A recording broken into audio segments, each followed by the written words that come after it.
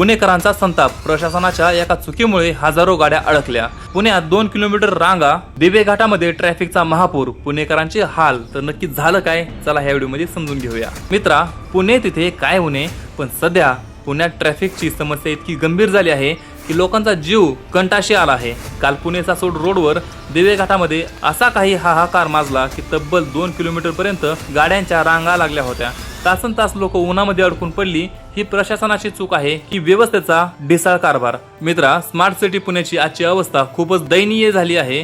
सासवडहून पुण्याला जाणाऱ्या मार्गावर दिवे घाटामध्ये काल प्रचंड वाहतूक कोंडी झाली। एकीकडे रस्त्याचे कामे संथ गतीने सुरू आहेत आणि त्यातच काल एक बस ऐन घाटामध्ये बंद पडली। या एका बसमुळे संपूर्ण वाहतूक व्यवस्थाच ठप्प झाली।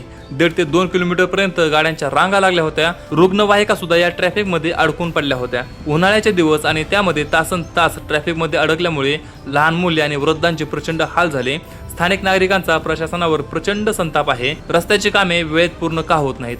वाहतूक पोलीस अशा वेळी कुठे असतात? असे संतप्त सवाल नागरिक विचारत आहेत। स्मार्ट सिटीच्या नावाखाली फक्त टॅक्स वसूल केला जातोय, पण सुविधांच्या नावाने मात्र शून्य आहे, अशी भावना पुणेकरांमध्ये निर्माण झाली आहे। पुणे आणि आसपासच्या परिसरातील पायाभूत सुविधांची कामे खूप संथ गतीने सुरू असल्यामुळे रोजच अशा ट्रॅफिक जामचा सामना नागरिकांना करावा लागत आहे।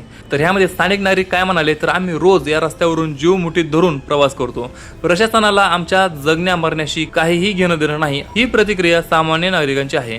त्याचबरोबर विरोधकांची प्रतिक्रिया काय आहे, तर स्थानिक आमदारांनी आणि विरोधी पक्षांनी सत्ताधाऱ्यांवरती कंत्राटदारांना पाठीशी घालत असल्याचा आणि कामाच्या दर्जाबाबत दुर्लक्ष करत असल्याचा आरोप केला आहे। पण ह्याचे जनतेवरती परिणाम काय होणार, तर रोजच्या प्रवासामध्ये वेळ आणि इंधन वाया जात असल्याने लोकांमध्ये प्रचंड नैराश्य आणि प्रशासनाविषयी संताप आहे। तर आता पुढे काय होऊ शकतं, तर या मोठ्या गोंधळानंतर आता वाहतूक पोलिसांची संख्या वाढवली जाऊ शकते आणि जे गरजेचे आहे, आणि रस्त्याच्या कामांना डेडलाईन दिली जाऊ शकते।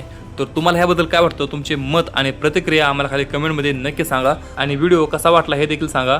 आपल्या चॅनलला सबस्क्राईब करायला विसरू नका। आपण भेटूया पुढच्या व्हिडिओमध्ये। तोपर्यंत जय हिंद, जय महाराष्ट्र।